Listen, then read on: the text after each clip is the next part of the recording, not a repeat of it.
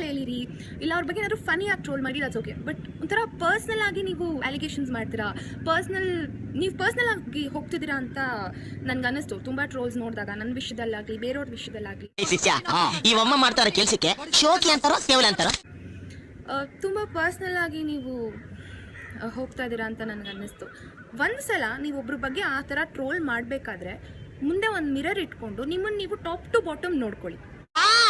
ಫಿಶ್ಗೆ ಸ್ನಾನ ಮಾಡ್ಸಕ್ಕಾಗುತ್ತಾ? ನಿನ್ ಮಕ್ಕೆ ಮಸಿ ಬಳಿಯಕ್ಕಾಗುತ್ತಾ? ಬಳದ್ರು ಅದು ಕಾಣುತ್ತಾಕ.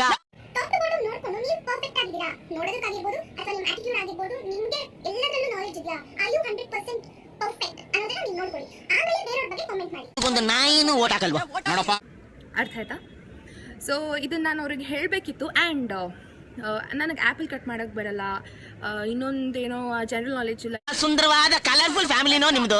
ನಿಮ್ಗೆ ಆ ದೇವ್ರು ಕೆಟ್ಟ ದೇಹ ಕೊಡೋ ಬದಲು ಸ್ವಲ್ಪ ಮಿಡ್ಲ್ ಕೊಟ್ಟಿದ್ರೆ ಆಫ್ರಿಕಾನೇ ಆಳ್ ಬರೀತಲ್ಲ. ಇವಳಿಗೆ ಶೀಸ್ ಅ ವೇಸ್ಟ್ ಕ್ಯಾಂಡಿಡೇಟ್ ಏನಂತ ಇಟ್ಕೊಂಡಿದ್ದಾರೋ, ಸುಮ್ಮನೆ ಏನೋ ಲಕ್ ಮೇಲೆ ಶೀಸ್ ಒನ್ ಸೈಡ್ ಅದೆಲ್ಲ ಮಾತಾಡ್ತಿರಲ್ಲ. ನನಗೆ ಆ್ಯಪಲ್ ಕಟ್ ಮಾಡೋದಕ್ಕೆ ಬರುತ್ತೆ ಅಥವಾ ಕುಕ್ ಮಾಡೋದಕ್ಕೆ ಬರಲ್ಲ ಅನ್ನೋದು how does it matter to you?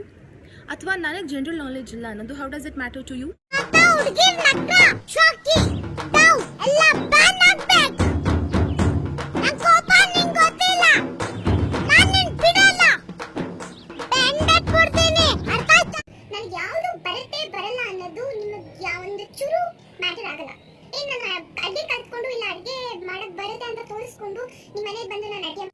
ಹೆಣ್ಮಕ್ಳು ಹೊರಗೆ ಬಂದಾಗ ತಲೆ ತಗ್ಗಿಸ್ಕೊಂಡು ಓಡಾಡ್ಬೇಕು.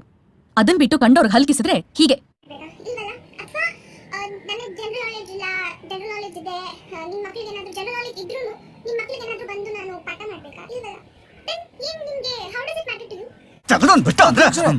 ಇವಾಗಲೂ ನಿಮ್ಮ ಅಮ್ಮನ ಜೊತೆ ಅಂಗಡಿಗೆ ಹೋದ್ರೆ ಅಮ್ಮ ಮಿಠಾಯಿ ಬೇಕು ಅಂತ ಆಟ ಮಾಡಿ ಕೊಡ್ಸ್ಕೊಂತೀವಿ.